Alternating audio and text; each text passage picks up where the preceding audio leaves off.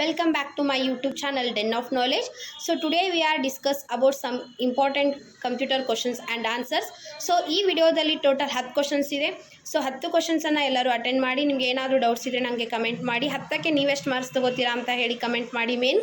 So next one more thing, ನಮ್ಮ Instagram ಪೇಜಲ್ಲಿ daily 5 ಕ್ವೆಶ್ಚನ್ಸನ್ನು ನಾವು ಕೊಡ್ತಾ ಹೋಗ್ತಾ ಇದ್ದೀವಿ. ಸೊ ಎಲ್ಲರೂ ಅಟೆಂಡ್ ಮಾಡಿ ನಿಮ್ಮ ನಾಲೆಜನ್ನು ಗೇನ್ ಮಾಡ್ಕೊಳ್ಳಿ.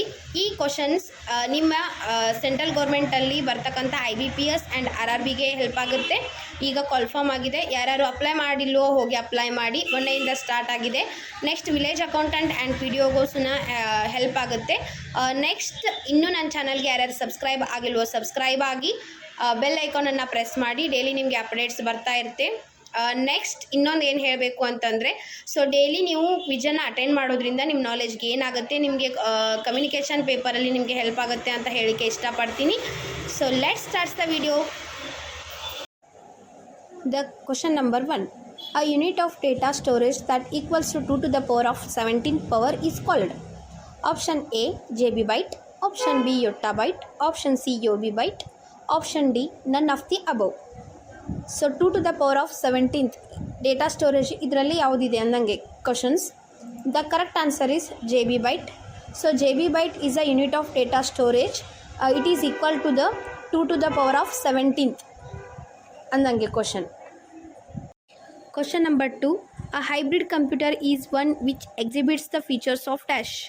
Option A analog computer, Option B digital computer, Option C both analog and digital computer, Option D mainframe computer.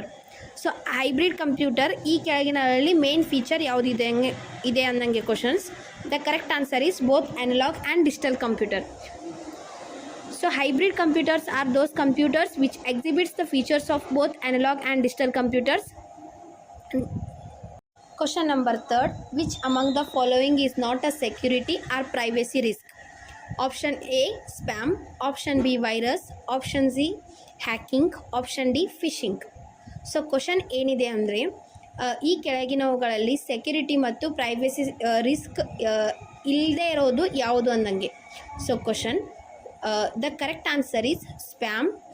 So spam is a kind of unwanted digital communications. They are sent in bulk. The spam today is becoming a serious threat. Next question andre 4th question. ADSL data communications technology uses which of the following for faster data transmission?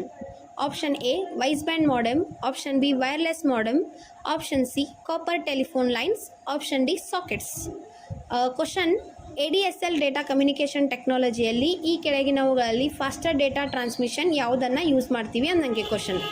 The correct answer is copper telephone lines. So abbreviation of ADSL asymmetric digital subscriber line is a type of digital subscriber line technology. It is a data communications technology that enables faster data transmission using copper telephone lines that a conventional wideband modem can provide. Next question andre 5th question. Which of the following company owns or uses the virtual hard disk format for virtual PC?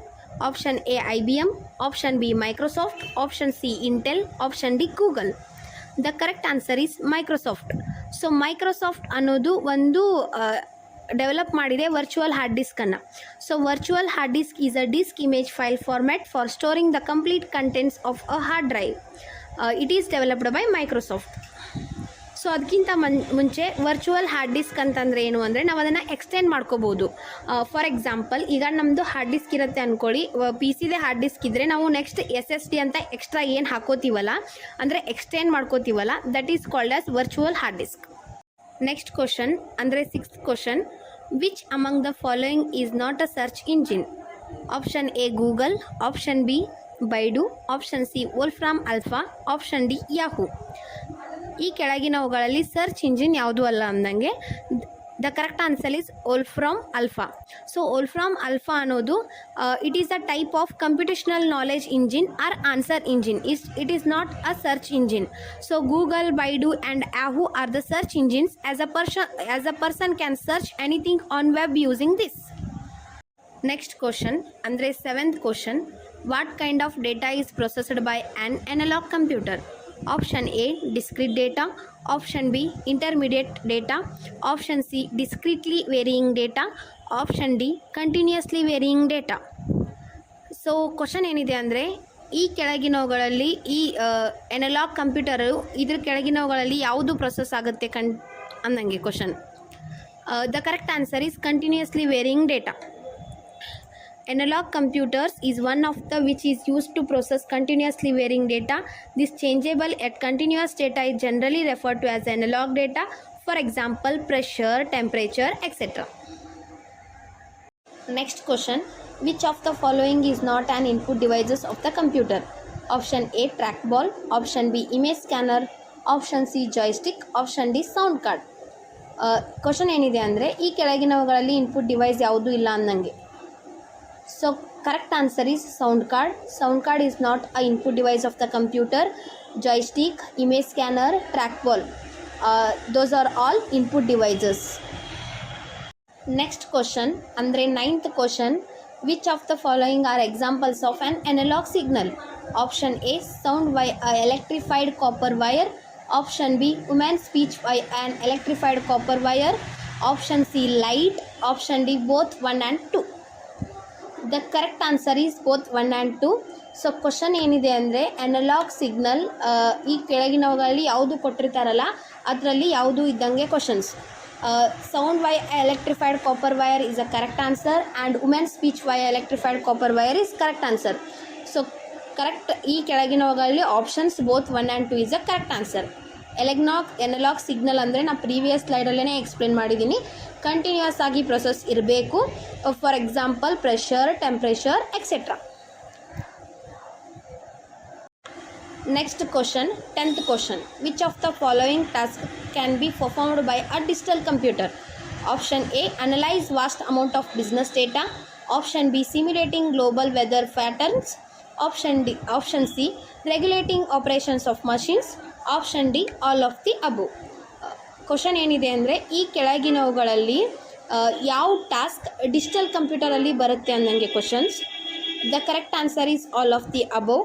So first digital computer ಅಂದರೆ ಇದು ಒಂದು form of discrete ಫಾರ್ಮಲ್ಲಿ ಇರುತ್ತೆ. ಇದು discrete ಫಾರ್ಮಲ್ಲಿ ಇರುತ್ತೆ. Next analysing vast amount of business data is a correct answer. Simulating global weather patterns is a correct answer. Next regulating operations of machine correct answer. So ಇದ್ರದ್ದು exact ಈ ಎಕ್ಸಾಂಪಲ್ಸಲ್ಲಿ ಎಲ್ಲನೂ correct ಆಗಿರೋದ್ರಿಂದ option D is a correct answer. So ನೀವು ಎಲ್ಲರೂ ಕ್ವಶನ್ಸನ್ನು attend ಮಾಡಿದ್ದೀರಾ ಅನ್ಕೋತೀನಿ. ಯಾರು ಎಷ್ಟು ಮಾರ್ಕ್ಸ್ ತೊಗೊಂಡಿದ್ದೀರಾ ಅಂದರೆ ನೀವು ಆನ್ಸರ್ ಮಾಡ್ಕೋತಾ ಹೋಗಿ. 10 ಕ್ವಶನ್ಸ್ ಕೇಳಿದ್ದೀನಿ, 10ಕ್ಕೆ ನೀವೆಷ್ಟು ಆನ್ಸರ್ ಮಾಡಿದ್ದೀರಾ ಅಂತ ಹೇಳಿ ನನಗೆ ಕಮೆಂಟ್ ಮಾಡಿ.